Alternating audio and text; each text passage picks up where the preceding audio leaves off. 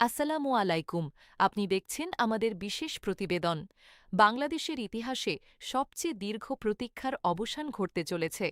দীর্ঘ ১১ বছর পর সরকারি কর্মচারীদের জন্য নবম জাতীয় পে স্কেল বাস্তবায়নের পথ এখন অনেকটাই পরিষ্কার।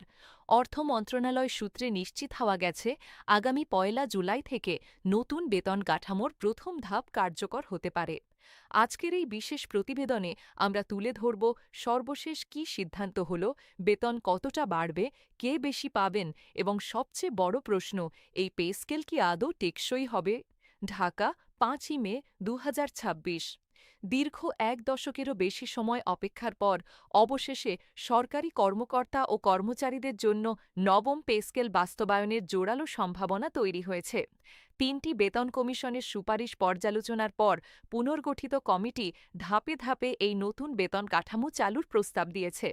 সব ঠিক থাকলে আগামী ১ জুলাই থেকেই এই প্রক্রিয়ার প্রথম ধাপ কার্যকর হতে পারে বলে অর্থ মন্ত্রণালয় সূত্রে আভাস পাওয়া গেছে। এই লক্ষ্যে আগামী ২০২৬-২৭ অর্থবছরের বাজেটে প্রায় ৩৫,০০০ কোটি টাকা বরাদ্দ রাখার পরিকল্পনা করা হচ্ছে। অর্থ মন্ত্রণালয় ইতোমধ্যে প্রস্তাবিত বাজেটের একটি খসড়া প্রস্তুত করেছে, যা প্রধানমন্ত্রীর সঙ্গে বৈঠকের পর চূড়ান্ত হবে। এটি নিঃসন্দেহে সরকারি কর্মচারীদের জন্য এক যুগান্তকারী মুহূর্ত। এবার জানা যাক সংখ্যার কথা।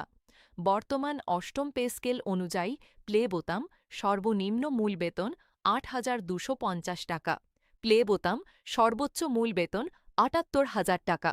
প্রস্তাবিত নবম পে স্কেলে প্লে বোতাম সর্বনিম্ন মূল বেতন ২০,০০০ টাকা, প্লে বোতাম সর্বোচ্চ মূল বেতন ১,৬০,০০০ টাকা। সর্বনিম্ন ও সর্বোচ্চ বেতনের অনুপাত রাখা হয়েছে ১:৮, যা বাংলাদেশের ইতিহাসে সর্বকালের সর্বনিম্ন বৈষম্য। তুলনামূলকভাবে দেখলে ১৯৭৩ সালে প্রথম বেতন কমিশনে এই অনুপাত ছিল ১ মিনিট ১৫ সেকেন্ড ৪ মিলিসেকেন্ড এবং ২০১৫ সালের সর্বশেষ বেতন কমিশনে ছিল ১:৯.৪। এর মানে হল, এবার ধনী গরিবর বেতন বৈষম্য সবচেয়ে কম হবে বাংলাদেশের ইতিহাসে। এবার একটু হিসাব করি।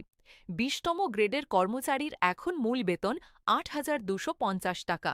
নতুন স্কেলে সেটা হবে ২০,০০০ টাকা, মানে বৃদ্ধি ১৪২%। ভাতা মিলিয়ে মোট বেতন পৌঁছাতে পারে ৪২,০০০ টাকারও বেশি। এই পে স্কেলকে কেন্দ্র করে দেশের বিশেষজ্ঞ মহলেও বিতর্ক তৈরি হয়েছে।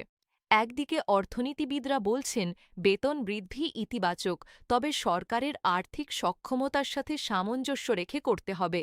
সর্বশেষ ২০১৫ সালে অষ্টম জাতীয় পে স্কেল ২ ধাপে বাস্তবায়ন করা হয়েছিল। ওই সময় প্রথমে মূল বেতন এবং পরের বছর বিভিন্ন ভাতা কার্যকর করা হয়। এবারও একই পথ অনুসরণ করা হতে পারে। অন্যদিকে কর্মচারী সংগঠনগুলো বলছে, একটানে সম্পূর্ণ পে স্কেল দিতে হবে, কোনো আংশিকতা মানা হবে না।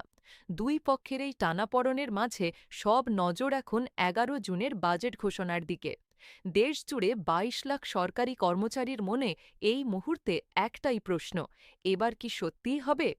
সরকারি কর্মকর্তা কল্যাণ সমিতির আহ্বায়ক আব্দুল মালেক বলেছেন, আসন্ন ২০২৬-২৭ অর্থবছরের বাজেটে নবম পে স্কেল বাস্তবায়নের জন্য বরাদ্দ না রাখা হলে সরকারি কর্মচারীদের মধ্যে অসন্তোষ ও ক্ষোভ বাড়তে পারে। আর মাঠ পর্যায় থেকে কর্মচারীরা জানাচ্ছেন, তাদের জীবন এখন কতটা কঠিন।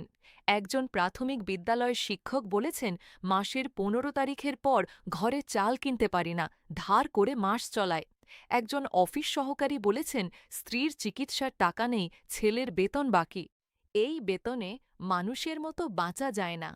এই কষ্টের কথাগুলোই আজ নবম পে স্কেলের দাবিকে এত জোরালো করে তুলেছে। তাহলে সরকার কি বলছে?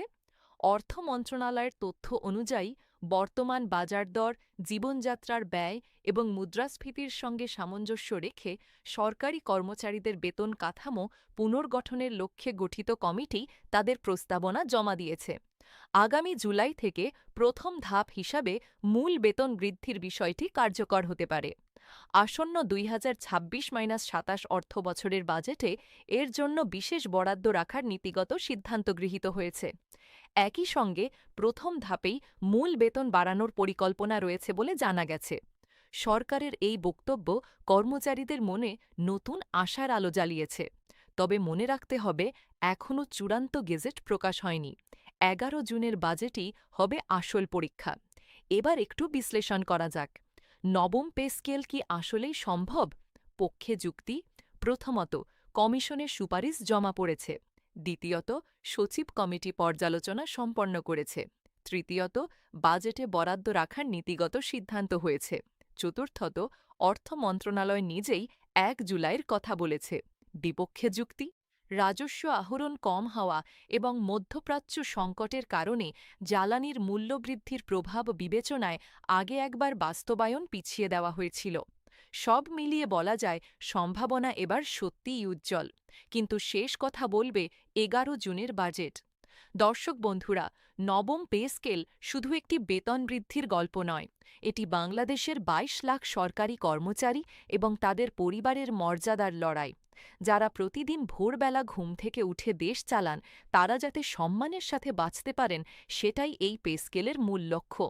11ই জুন এই একটি দিনই বলে দেবে সেই স্বপ্ন পূরণ হবে কিনা। আমাদের চ্যানেল সেদিনের বাজেট লাইভ কভার করবে। আপডেট পেতে এখনই সাবস্ক্রাইব করুন, বেল আইকনটি চালু রাখুন। আমি আশফিয়া, আপনাদের জানাচ্ছিলাম বাংলাদেশের সবচেয়ে গুরুত্বপূর্ণ সংবাদ। ধন্যবাদ। আল্লাহ হাফেজ।